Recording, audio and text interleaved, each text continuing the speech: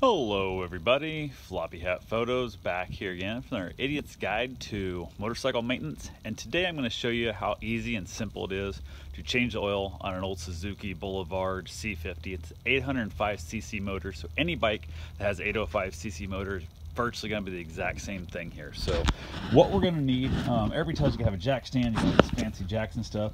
I don't believe in that. So I have mine strapped down to the garage up here to some soft straps. And I have both of these, basically both sides where my garage door mounts are. Then, in order to basically save myself the hassle of buying a big jack stand, I just put a regular car jack right underneath the thing. And that's really only because my oil pan is too tall. If I had a shorter oil pan, I would not need it at all. My oil pan that I drain into is too tall, so I jacked the back up a little bit. Also, it makes the bike a little more level, can allow it to drain a little better. You're gonna need a K&N or any air filter or oil filter. That's the KN 138 what fits this bike. It has a bolt on the end. I like that because I've had a few times where I've had trouble getting them off, but I also have the strap that I use to remove any side oil filter. So if you do not have the setup that has the bolt on it, you can just put yourself a screwdriver in there and lock it on, cramps right through it. The bolt that's on the oil filter requires a 17mm wrench.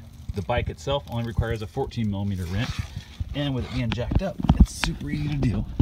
There's one bolt, and you can see it right there. Put your wrench on it.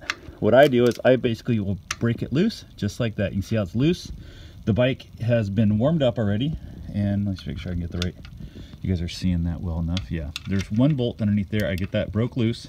The bike, I did run to the store and bought some new brass fittings, the little brass washers, which unfortunately all they had was the multi-pack, so I need an M12. So I ended up buying a 3-pack, but they're not expensive at all. So I will then underneath. By doing that, I get it set over just where it's out of reach. And again, even with the bike on the jack stand, it's still a pain in the butt to get here. I loosen until I can feel it's just about to go, which is the part that always sucks, especially when you're trying to do it one-handed when I got a camera in their hand. And I try to make sure the oil is not too hot so I don't burn the piss out of myself here. Just keep unscrewing until I can literally feel it right about to drop off, which again, one-handed, seems like it takes way longer than it should when I have a camera going.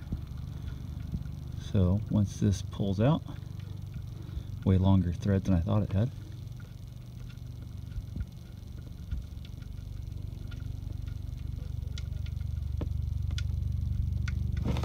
And just drop that out of the way. I will let the bolt drip back in there for a moment, let the oil drain out, and that usually takes a moment or two. It doesn't take real long. I'll wait for that to finish draining almost completely, then I'll turn the oil filter or the oil drain pan at a better angle, and I'll put the wrench around it and pull the oil off. After that's done, fill it back up with the number of quarts you need, which is I think 3.5 on this bike when you change the oil filter as well. And that right there will save you a bunch of money, guys. So feel free to